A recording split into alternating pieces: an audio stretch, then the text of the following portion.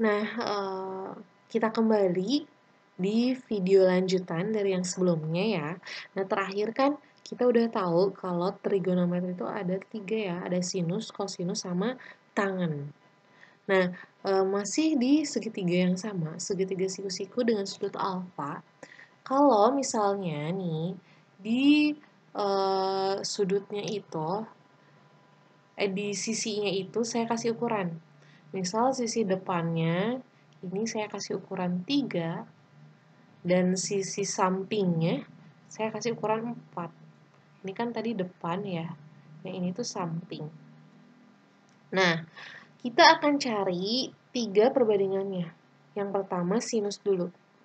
Nah, sinus itu kan perbandingan sisi depan sama miring. Depannya 3, tapi miringnya berapa? Miringnya belum ada gitu. Nah, kalau misalnya salah satu sisi dari segitiga siku-siku belum ada, itu kita pakai yang namanya dalil Pythagoras. Di Pythagoras itu bunyinya adalah kalau misalnya ada segitiga siku-siku, ukuran sisinya itu A, B, sama C. Nah, A, B itu pokoknya sisi pembentuk siku-siku. Jadi kalau kebalik nggak apa-apa. Jadi kalau misalnya A-nya di sini, B-nya di sini nggak apa-apa. Nah, yang penting C itu sisi miring gitu. Nah, hukum Pythagoras atau dalil Pythagoras itu bunyinya bahwa C kuadrat sama dengan A kuadrat ditambah kuadrat. Jadi panjang sisi miring dikuadratkan itu sama dengan jumlah dari kuadrat masing-masing sisinya. Berarti kalau sekarang kalau kita cari Mi, ini kan Mi ya yang akan kita cari.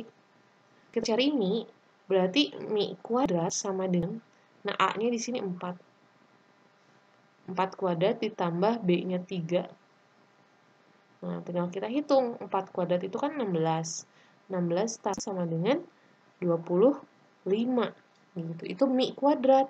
Berarti Mi-nya tinggal kita aja. Akar dari 25 itu kan 5. Nah, berarti panjang Mi-nya itu 5. Kita udah punya. Gitu. Itu Pythagoras. Nanti tinggal masukin aja. Yang penting C itu sisi miring, A sama B itu sisi bentuk siku-sikunya. Kalau nulisnya ketukar nggak masalah. Karena kan ini operasinya penjumlahan.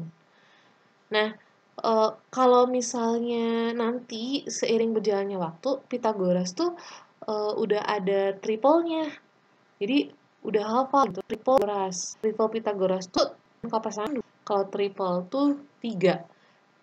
Jadi 3 pasangan Pythagoras. Jadi kalau misalnya 3, 4. Berarti sama gitu. Ya, nanti nggak perlu ngitung lagi karena udah hafal. 6, 8, pasti yang satunya 10 gitu. Terus 5, 12, nah yang satunya 13. Nah itu 3 diantaranya untuk triple Pythagoras. Masih banyak yang lain. Nanti latihannya pakai dalil Pythagoras ini aja. Jadi gunakan konsep itu ya. Nah, kita kembali ke perbandingan. Sinus itu kan D per Mi.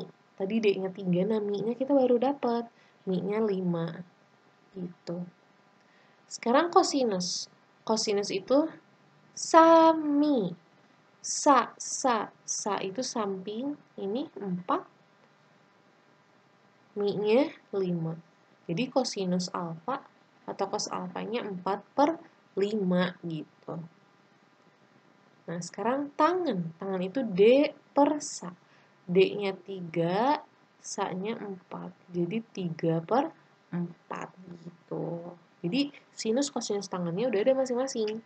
Ini kasus pertama di mana kedua sisi diketahui ukurannya, sisi lain kita cari ukurannya dengan cara Pythagoras, baru kita hitung berapa sin, cos, sama tan-nya. Gitu ya. Oke, sekarang kita ke permasalahan yang kedua. Di sini ada sebuah segitiga siku-siku dengan sudut yang lainnya berbentuk ukurannya 55 derajat. Sisi 24 meter, ini berarti kalau kita fokusnya di 55, sisi yang 24 meter itu sama dengan sisi samping ya. Gitu kan. Nah, Terus sisi yang di depan, nah ini sisi yang depan itu sisi H, ukurannya H meter, ini kita sebut sisi depan. Nah, di sini kita tujuannya mencari berapa H, jadi berapa ukuran H, tuh. Berapa H itu. Nah, sekarang kita kan sisi miring kita nggak tahu gitu ya. Jadi kita nggak bisa pakai Pitagoras. Nah, di sini kan kita punya informasi ini. Kalau sin itu demi, cos itu sami, dan tan itu desa. Andaikan ini alfa, si 55 itu alfa. Nah, kita kan tahunya sa, yang ditanyakannya D. Berarti informasi apa yang harus kita gunakan? Apakah sin, cos, atau tan yang mengandung D sama sa? Nah, yang mengandung D sama sa itu adalah ini kan? Nih, tangen. Jadi kita pilih dari 3 ini yang mengandung 2 informasi ini, D sama sa. Kalau nanti ketahuinya mi sama D, berarti sin. Kalau yang diketahuinya sa sama mi, berarti cos. Kita ambilnya gitu. Nah, sekarang kita pakai tangen ya. Berarti kita nulisnya tan 55 sama dengan D per sa gitu kan. Nah, D-nya itu H, sa-nya itu 24. Nah, gimana cara dapat H-nya? Berarti kita harus hitung tan 55 berapa. Cara ngitungnya gimana? Cara ngitungnya kita pakai bantuan kalkulator. Kan bisa pakai kalkulator yang ada di handphone, kalkulator saintifik biasa, atau kalkulator saintifik yang ada di Google. Nah, ini saya bantu, saya pakai Google ya. Kita cari kalkulatornya. Nah, ini udah ada. Tadi kan yang di saya ketik kalkulator saintifik nanti keluar ini ya. Nah, tadi kan yang ditanyakan tan 55 ya. Tan 55. Jadi cara ngecek kalkulatornya gini dulu. Apakah kalkulator ini ukurannya benar atau enggak? Ukuran itu kan kalau sudut itu ada derajat, ada radian gitu ya. Kita coba dulu, misal kita ketik sin 90. Nah, kalau saya ngecek itu ukurannya selalu sin 90. Kalau sin 90 benar isinya, nah dia tuh harus 1. Nah, benar berarti. Tapi kalau misalnya nih ya, si dig-nya saya klik, berarti kan berubah jadi rad. Ini saya hapus. Kita tulis lagi sin 90. Nah, kalau yang keluarnya bukan 1 nih, kayak 0,89, nah berarti satuannya keliru gitu. Kita kan sedang membicarakan derajat, berarti satuannya kita ganti, radnya kita ganti menjadi degree. Gitu ya.